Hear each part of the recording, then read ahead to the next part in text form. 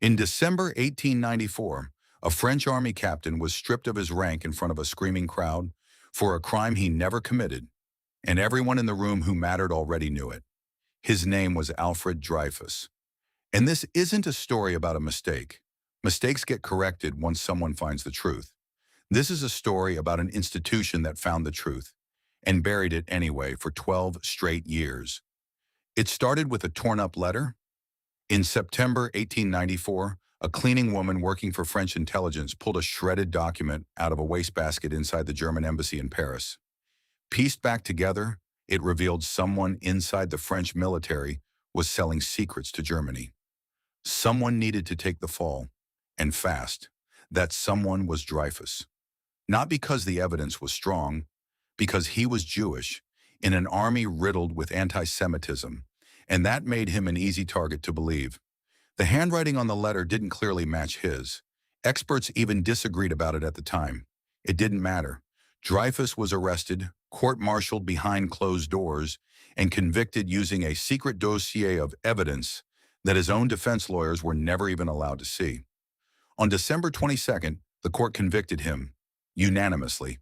Days later, in a public ceremony, soldiers tore the insignia from his uniform and broke his sword in front of a crowd chanting for his death, specifically invoking the fact that he was Jewish. He was shipped to Devil's Island, a penal colony off French Guiana, where he spent years in a small hut under constant guard, double shackled at night in tropical heat. Here's where this stops being just a wrongful conviction story.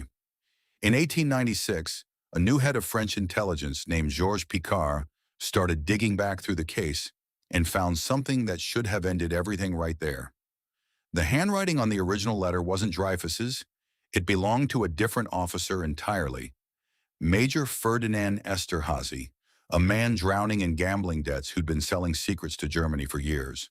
Picard brought this straight to his superiors, expecting reasonably that an innocent man would finally be freed.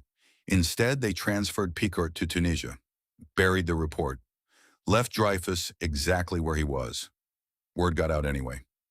In 1898, the military was finally forced to court-martial Esterhazy, the actual traitor, and acquitted him after deliberating for less time than it takes to eat lunch.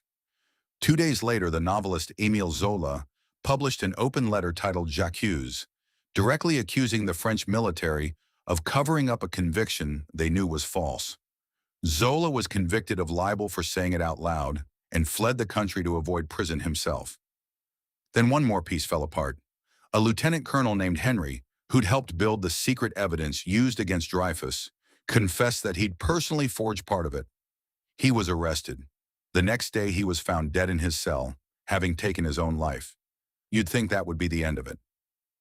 In 1899, Dreyfus was finally given a new trial, with Esterhazy's guilt established, with a confessed forger dead by suicide, with the actual spy identified by name.